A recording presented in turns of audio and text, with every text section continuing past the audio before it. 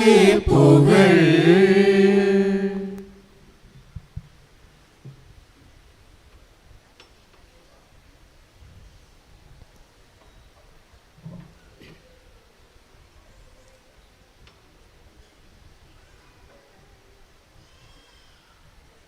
குளுத்துறை மறை மாவட்டத்தின் பேராலயம் தனது 7வது நாள் குடும்ப விழாவை கொண்டாடி மகிழ்கிறது. என்றால் குளுத்துறை மறை மாவட்டமே தன்னுடைய குடும்ப விழாவை கொண்டாடுகிறது. உங்கள் ஒவ்வொருவருக்கும் வாழ்த்துக்கள்.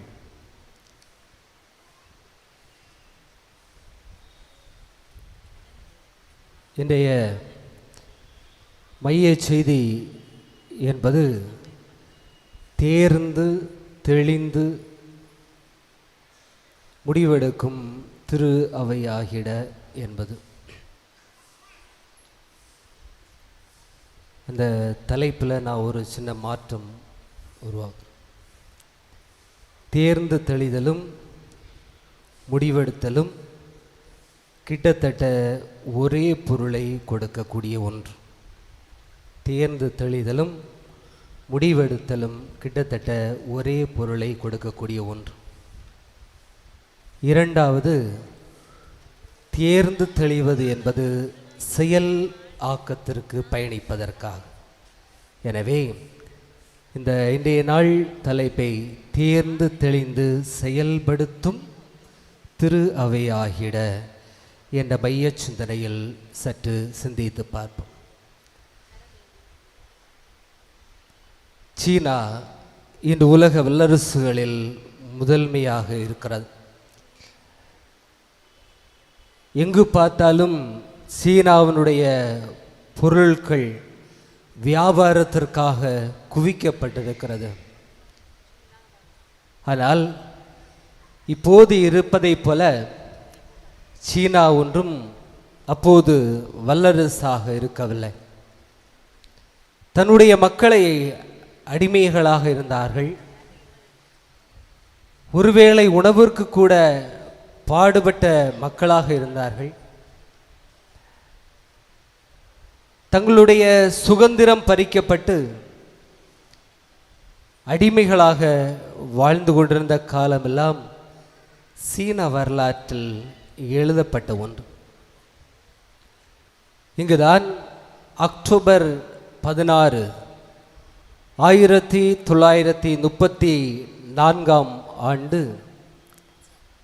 மாவோ என்பவர், என்னுடைய மக்கள், இவர்களுக்கு சுதந்திரம் என்பது முக்கியம், இவர்களுக்கு சமத்துவம் என்பது தேவைப்படுகிறது, சகோதரத்துவம் என்பது வளர்க்கப்பட வேண்டியது என சொல்லி தனக்குள்ளே ஒரு முடிவெடுக்கிறார்.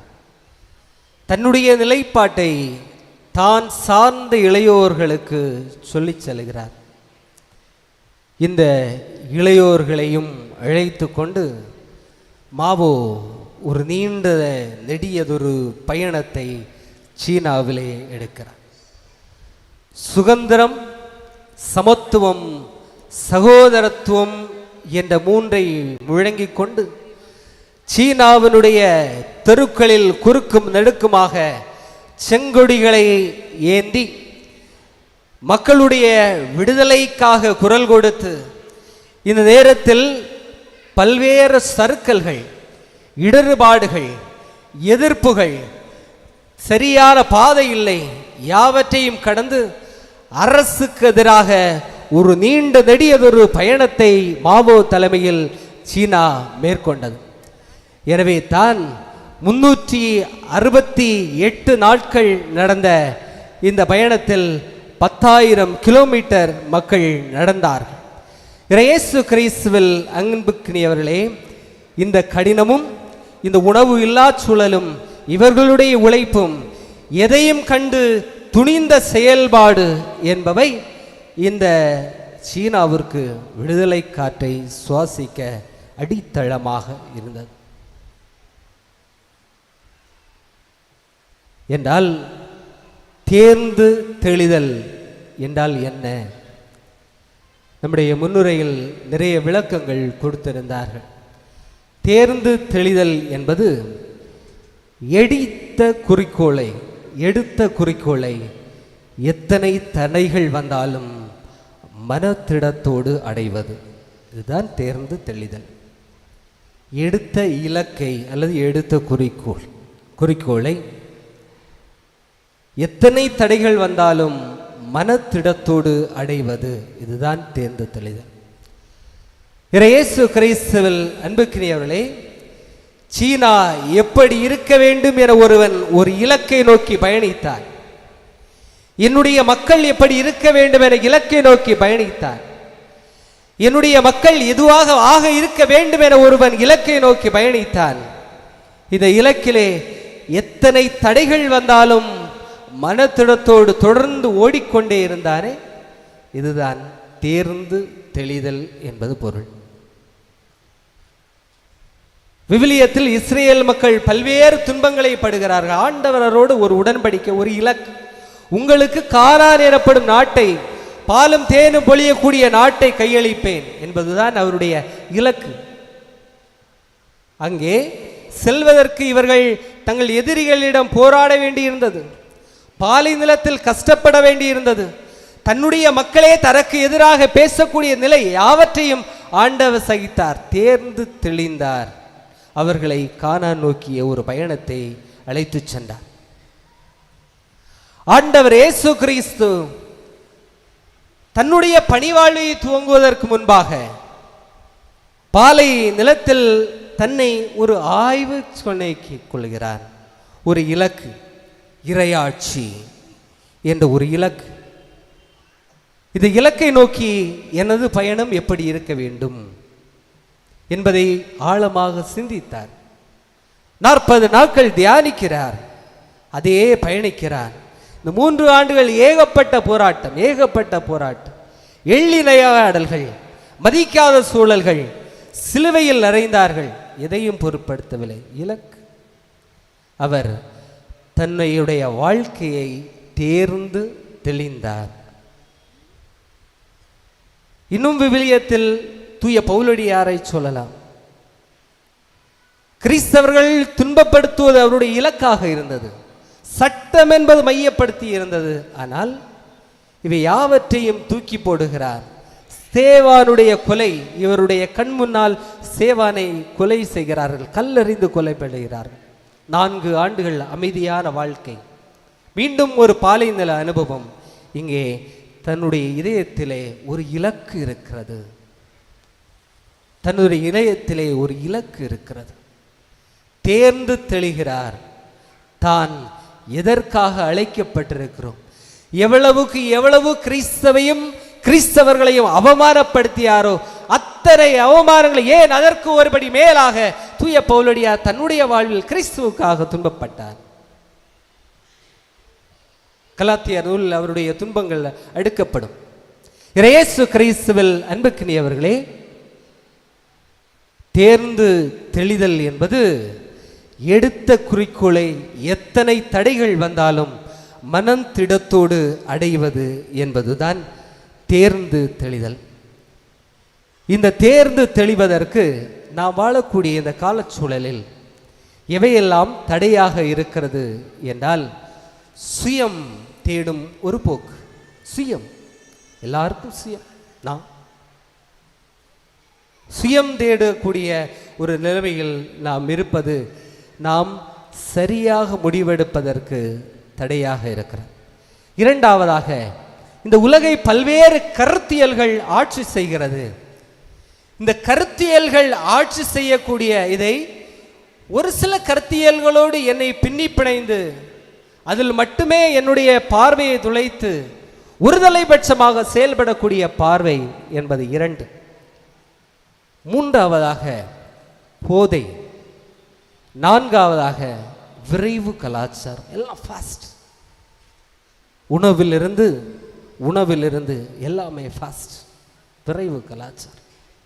இவை நாம் சரியான இலக்கை வைப்பதற்கும் இலக்கை நோக்கி முன்னேறுவதற்கும் தடைகளாக இருக்கிறது. இந்த தடைகளை திரு அவை சந்திக்கிறதா என்றால் ஆம், திரு அவையும் இத்தகைய எதிர்ப்புகளை அல்லது முரண்பாடுகளை சந்திக்கிறது என்றால் திரு அவைதான் இந்த உலகில் வாழக்கூடிய திரு அவை. எனவே திரு அவை என்ற மறைவு தலைப்பினுடைய இரண்டாவது பதி திரு அவை ஆகிட என்றால், திரு அவை என்றால் என்ன? இரண்டாம் வத்திக்கான் சங்கம் அருமையாக சொல்லும், திரு அவை என்பது இறை மக்கள் சமூகம். திரு அவை என்பது இறை மக்கள் சமூகம் என்றால் திருமுழுக்கு பெற்ற எல்லோருமே சமமானவர்கள் என்பதை அங்கீகரிக்கக்கூடிய திரு அவையாக இவை மாற வேண்டும். திருமுழுக்கு பெற்ற நீயும் திருமுழுக்கு பெற்ற நானும் இந்த இடத்தில் சமம். திரு அவை என்றால் இறை மக்களுடைய குழுமம் என்பதுதான் திரு அவை. இந்த திரு அவையினுடைய நோக்கத்தை ஆழமாக இந்த திருத்தந்தை அவர்கள் சொல்லுவார்கள். 2021 ரோமை கூட்டியக்க திரு அவை என்ற தலைப்பில் பேசுகின்ற போது திரு அவையினுடைய நோக்கம் என்ன என்றால், யாரும் பின்தங்கி இருக்கவோ யாரும் விலக்கப்படுவோ கூடாது என்பது திரு அவையினுடைய முதலாவது நோக்கமாக இருக்கிறது. யாரும் பின்தங்கி இருக்கவோ யாரும் விலக்கப்படவோ கூடாது. இரண்டாவதாக, முழு திரு அவையும் இணைந்து பயணிப்பதன் நேரடி அனுபவத்தை இது வழங்க வேண்டும். திரு அவை முழு திரு அவையும் இணைந்து பயணிப்ப நேரடி அனுபவத்தை அப்படின்னு சொன்னால், ஒருத்தன் கஷ்டத்தில் இருக்கிறானா அவனுக்கு இல்லை நான் இருக்கிறேன்டா அவன் கூட அப்படின்னு சொல்லக்கூடியதா உன்னுடைய வாழ்க்கை திரு அவை அல்லது இறைமக்கள் சமூகம் இருக்கிறது என்றால் அது திரு அவையினுடைய அது அடைவது திருவையின் நோக்கம். மூன்றாவதாக, புதிய வழிகளை புதுப்பித்து இணைந்து முன்னோக்கி செல்லுதல். புதிய வழிகளை நாம் பல நேரங்களில் பழமைவாத மனிதர்களாகவே இருந்து கொண்டிருக்கிறோம். புதிய வாய்ப்புகளையும் புதிய வசதிகளையும் நாம் ஏற்படுகிற எனவே தனி மனித வாழ்க்கையை சுற்றிய நமது வாழ்க்கை. எனவே திருத்தந்தை அழுத்தம் திருத்தமாக சொல்வது திரு அவை இணைந்து பயணிக்கும் ஒரு உணர்வை கொடுக்க வேண்டும். எல்லோரும் அன்பு செய்யப்படுகிறோம் என்ற ஒரு உணர்வை திரு அவை கொடுக்க வேண்டியதுதான் திரு அவை. ஒரு குவாண்டம் பிசிக்ஸ்ன்னு சொல்லிட்டு அறிவியல்ல ஒன்று குவாண்டம் பிசிக்ஸ் அப்படி சொன்னால், எது எதை இயக்குறது என்று ஒன்றும் சொல்ல முடியாது. இதுதான் பிசிக்ஸ், குவாண்டம் பிசிக்ஸ். எது எதை இயக்குகிறது என்று ஒன்றும் சொல்ல முடியாது. அதனுடைய பொருள் எல்லாமே எல்லாவற்றையும் இயக்கிக் கொண்டிருக்கிறது. எல்லாமே எல்லாவற்றையும் இயக்கிக் கொண்டிருக்கிறது. இதுதான் இவர்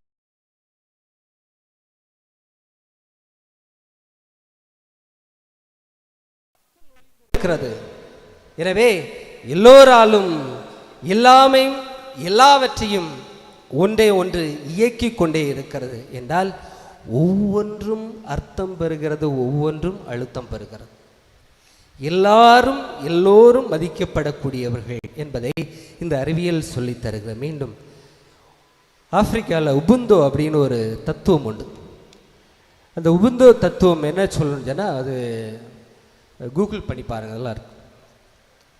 ஒரு 10 பிள்ளைங்களை சேர்த்து ஓட விடுறாங்க. ஓடுகின்ற போது அதில் ஒரு பிள்ளை மட்டும் தடுக்கி கீழே விழுறான்.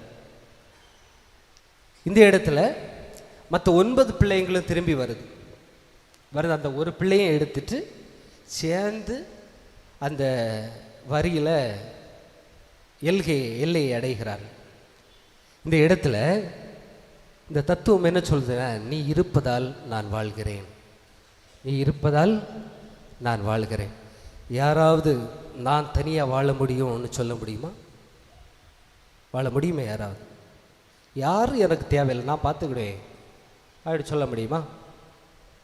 ஏதோ ஒரு விதத்தில் நாம் எல்லோரும் ஒருவரை ஒருவர் வலைப்பின்னலாக சிக்கன பிடித்து கொண்டிருக்கிறோம்.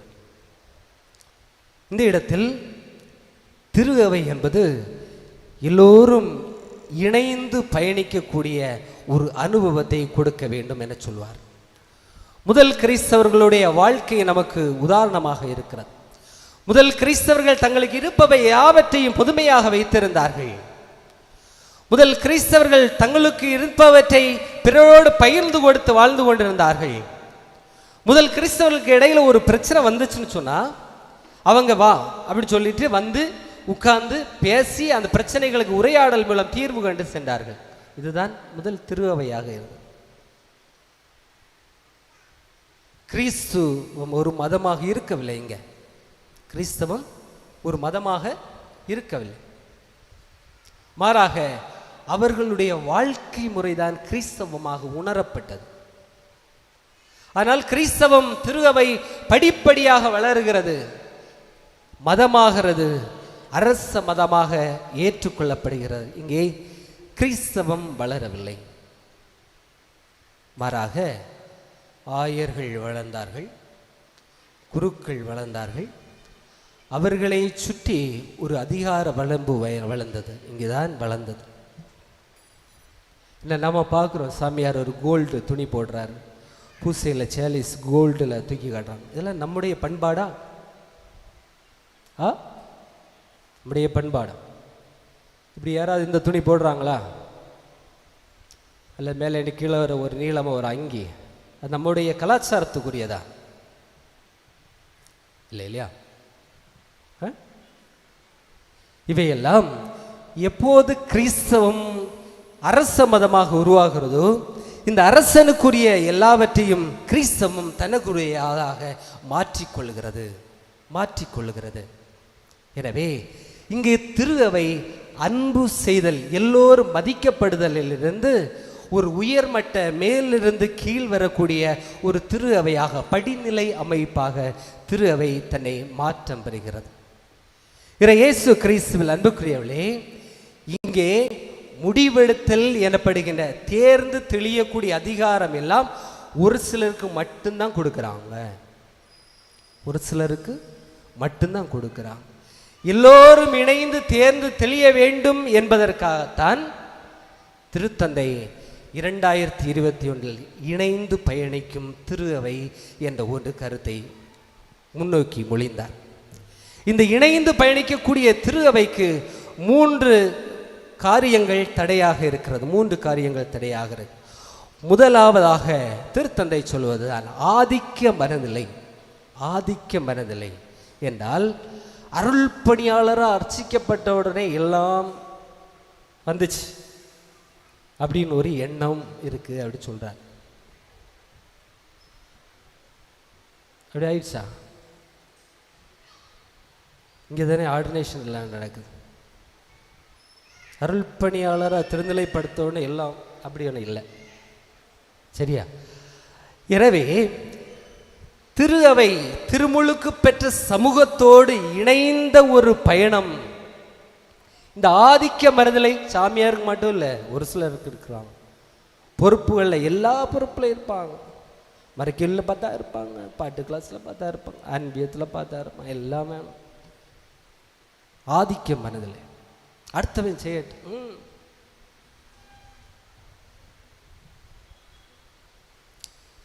தான் தன்னுடைய குடும்பத்துடைய பெருமையை பாடுவார்கள். ஏதாவது ஒரு விதத்தில் நாம் நிர்வாகத்தில் வந்துடும். ஆதிக்க மனநிலை இது திரு அவையில் நிரந்தரமாக இருக்கிறது. இந்த இடத்துல ஆண்டவர் இயேசுவை பிடிச்சு அரசராக பார்க்குறாங்க. அவர் மறைவாக சென்று விடுகிறார் என்பதை திருத்தந்தை உதாரணமாக சொல்லுகிறார். இரண்டாவதாக கட்டமைப்பு வளர்ச்சி, ஸ்ட்ரக்சரல் டெவலப்மெண்ட். திருத்தந்தை சொல்லுவதுதான் என்றால், கோயில் கட்டணும், பேங்க் வைக்கணும், ஸ்கூல் கட்டணும். இன்னைக்கு ஒரு காலத்தில் ஸ்கூலு ஹாஸ்பிட்டல் எல்லாம் தேவை இருந்துச்சு, நம்ம மக்களுக்கான பணிகளாக செய்தோம். இன்றது தேவையாக இல்லை. ஏனென்றால் தனி மனிதர்கள் அதற்கான நிறைவை பெற்றுவிட்டார்கள். என்றால் கட்டமைப்பு வளர்ச்சியில் அதிக முக்கியத்துவம். இயேசு கிறிஸ்துவில் அன்புக்குரியவர்களே, முதல் கிறிஸ்தவர்களாக வாழ்ந்தார்கள். ஆனால் அவர்களிடம் ஆலயம் இல்லை, அவர்களிடம் ஒழுக்கம் இருந்தது. கிறிஸ்துவை கொண்டு செல்லக்கூடிய வாழ்க்கை முறை இருந்தது. முதல் ஆலயம் 4ஆம் நூற்றாண்டில் தான் முதல் ஆலயம் கட்டப்பட்டது. இந்த கட்டமைப்பு வளர்ச்சிகள் இவை நாம் இணைந்து பயணிப்பதற்கு தடைக்கல்லாக இருக்கிறது. லூக்கா நற்செய்தியால் ஆண்டவர் தன்னுடைய பணியை தொடங்கும் போது சொல்வார், ஏழைகளுக்கு நற்செய்தி அறிவிக்கவும், சிறைப்பட்டோர் விடுதலை அடைவர், பார்வையற்றோர் பார்வை பெறவும், ஆண்டவருடைய அருள் தரும் ஆண்டினை முழக்கமிட்டு அறிவிக்கவும் என சொல்லி அந்த நிலைப்பாடை, அந்த கொள்கையின் அடிப்படையில் தன்னுடைய பணியை முன்னெடுக்கிறார். திரு அவையருடைய பணியும் இதுவாகத்தான் இருக்க வேண்டும். ஏழைகள் புறந்தள்ளப்படுகிறார்கள். ஒரு சிலர் ஏதாவது தப்பு செய்துட்டு அதை உங்களை ஒதுக்கி சிறைச்சாலையை ஒதுக்குவதை போல ஒதுக்குகிற மனிதர்களாக வாழ்கிறோம். ஏன் நம்ம ஆலயங்களே அப்படிதானே? இவையெல்லாம் கலை இழந்து வியாபாரம், கட்டிடம் என்ற மனப்பக்குவம் என்று இணைந்து முடிவெடுப்பதற்கு தடையாக இருக்கிறது. மூன்றாவதாக சுயத்திற்கான ஆன்மீகம். ஒரு 4 பாட்டு நல்லத, ஒரு ஜெபமாலை, எல்லாரும் திருப்திப்படுத்துறதுக்கு ஒரு வினாடி வினா, இதெல்லாம் வச்சுட்டு ஒன்று சொன்னால் நிறைய மரியாதை சேனைக்காரங்க என்ன திட்டாதீங்க, பட் அதுவும் தேவை இல்லையா? தேவை இல்லை என்பதல்ல, அது தேவை. ஆனால் வாழ்வோடு உரசாத வழிபாடு இருக்கு இல்லையா? வாழ்வோடு உரசாத வழிபாடு, இந்த வழிபாடு அர்த்தமற்றதாக இருக்கும். நாம் வாழக்கூடிய இந்த குமுகத்தில் அல்லது இந்த உலகத்தில் மனதளவில் உடைந்தவர்கள் இருக்கிறார்களா என்றால் இருக்கிறார்கள். மனதளவில் உடைந்தவர்கள் இருக்கிறார்களா என்றால் இருக்கிறார்கள். ஆனால் அவர்களிடம் செல்வதற்கு நமக்கு நேரம் இருக்காது. ஆலயத்தில் அல்லது வந்து பாடுவதற்கு நேரம் இருக்கும். பொருளளவில் உடைந்தவர்கள் இருக்கிறார்களா? பொருளளவில் உடைந்தவர்களும் நாம் வாழக்கூடிய இந்த சமூகத்தில் இருக்கிறார்கள். அவர்களுக்கு என்னுடைய கரங்கள் நீளாது. ஆனால் வேறு தேவையில்லாதவற்றுக்கு என்னுடைய பொருட்கள் நீளும். புறம்பாக்கப்பட்ட மனிதர்கள் இருக்கிறார்களா? ஆம், இருக்கிறார்கள். அவர்களை அரவணைக்க என்னுடைய இதயம் தயாராக இல்லை. ஏனென்றால் அவன் அழுக்கு படிந்தவன். இயேசு கிறிஸ்துவின் அன்புக்குரியவர்களே, திருத்தந்தை கிறிஸ்துஸ் விவித்து எனப்படுகின்ற சுற்றுமடல் அருமையாக சொல்வார், எங்கே அழகு இருக்கிறது, இங்கே அழகு இருக்கிறது என்றால் கலைந்த முடியோடும் கரைபடிந்த கரங்களோடும் கிழிந்த துணியோடும் இருக்கிறானே, அங்கே இருக்கிறது அழகு. கிறிஸ்துவனுடைய அழகை அங்கே பார்க்கலாம் என சொல்வார். இயேசு கிறிஸ்துவில் அன்புக்கினியவர்களே, இப்படிப்பட்ட மனிதர்களை நாம் ஏற்றுக்கொள்ளக்கூடிய மனிதர்களாக இருக்கிறோமா? குறைந்தபட்சம் அவர்கிட்ட தப்பு உண்டா, அந்த காணிக்கை அங்கே வச்சுட்டு அவர்கிட்ட போய் மன்னிப்பு கேட்டு வந்துப்பார். ஆனால் நம்மகிட்ட எவ்வளவு போட்டி பொறாமை, இவ்வளவு போட்டி பொறாமை. கிறிஸ்து நற்கருணையில் உயிரோடு இருக்கிறார் என்பது நம்பிக்கை. அதை பிஷப்புட்டே வாங்கினா அவங்களோட மகிழ்ச்சியை பார்க்கணுமே. இதுக்குன்னே ஒரு சிலர் உண்டு, எனக்கு தெரியும், பங்குகளில் வரும்போது பிஷப் எப்படியாது, கிறிஸ்து யார் கொடுத்தாலும் கிறிஸ்து தான், கிறிஸ்து யார் கொடுத்தாலும் கிறிஸ்து தான். நம்முடைய வழிபாடு அப்படிதான் இருக்கும். நம்முடைய வழிபாடு அப்படிதான் இருக்கும். இயேசு கிறிஸ்துவில் அன்புக்குரியவளே, எனவே தேர்ந்து தெளிந்த திரு அவை ஆகிட திருத்தந்தை 3 யாதெல்லாம் தடையாக இருக்குன்னு சொன்னார், எதெல்லாம் தேவை அப்படின்னு சொல்றார். 1, மனசாட்சி உருவாக்க பணியை வாழ்நாள் பணியாக்குவோம் என்பது 1. மனசாட்சி உள்ள மனிதர்களாக குத்தணும்.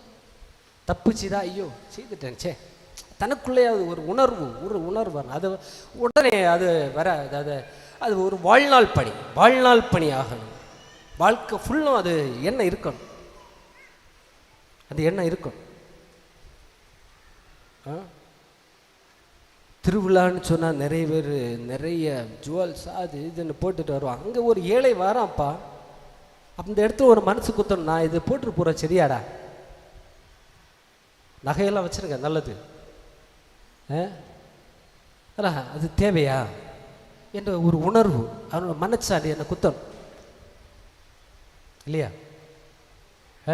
அப்போ மனசாட்சி உருவாக்க பணியை வாழ்நாள் பணியாக இருக்கின்ற போது திரு அவை தேர்ந்து தெளிந்த திரு அவையாகிறது. இரண்டாவதாக, யாவருக்கும் செவிமடுக்கக்கூடிய பண்பு. யாவருக்கும் செவி. பலர் சொன்னா நமக்கு காலில் கேட்க, நேரத்துக்கு கேட்குறேன் அப்படின்னு போய்